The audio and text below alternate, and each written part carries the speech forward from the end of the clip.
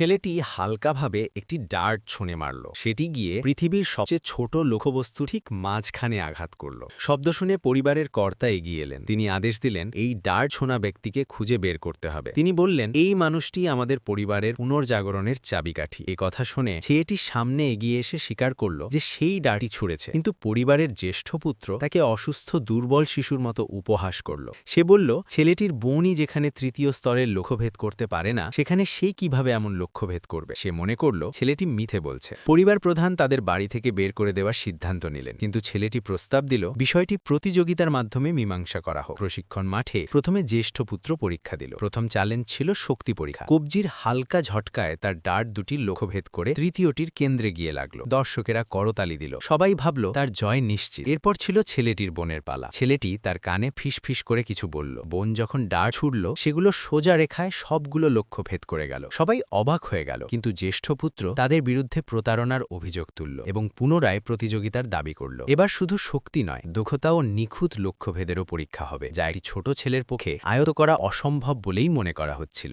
জ্যেষ্ঠ পুত্র আত্মবিশ্বাসী হাসি দিয়ে পরপর 4টি ডার্ট ছুড়ল। প্রতিটি লক্ষ্য সঠিকভাবে ভেদ হল। তারপর দুর্ঘটনার ভান করে সে চতুরতার সঙ্গে ছেলেটির বোনকে আঘাত করল, যাতে সে আর প্রতিযোগিতা করতে না পারে। কিন্তু ছেলেটি ভীত হল না। সে লক্ষ্যবস্তুর সংখ্যা 8টিতে বাড়ানোর অনুরোধ করল। শুধু তাই নয়, সে নিজে চোখ বেঁধে নিল। দর্শকেরা তার সরলতায় হাসাহাসি করল, কিন্তু পরের মুহূর্তেই ছেলেটির হাতের ডার্টগুলো 8টি আলোর রেখায় পরিণত হল। প্রতিটি লক্ষ্য নিখুঁতভাবে ভেদ হল।